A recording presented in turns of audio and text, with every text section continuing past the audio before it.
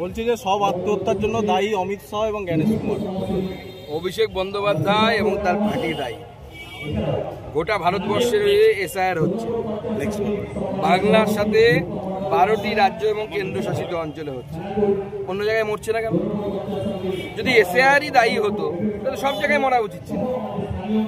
তাহলে মরছে শুধুমাত্র হচ্ছে বাংলায়, যদি ওদের দাবিকে সত্যি মানি। যথেষ্ট সন্দেহ আছে। যে ব্যক্তির নামে বলা হচ্ছে তার হাতে আঙুল নেই, তিনি অবধি পড়াশোনা করেছেন, এইদিকে বলা হচ্ছে এনআরসি তো অনেক রাজ্যে। এনআরসি কোথা থেকে? এনআরসি আসামে হয়েছে, বাংলায় কোনো এনআরসি নেই।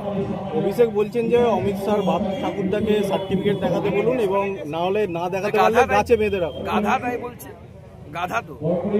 নির্বাচন কমিশন কি বলেছে?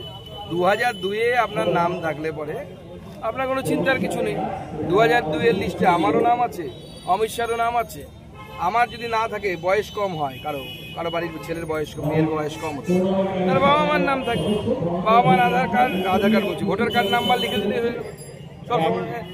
পাস করলে দিল্লি যাবেন 1 লক্ষ লোক নিয়ে, অভিষেক ব্যানার্জি বলছেন।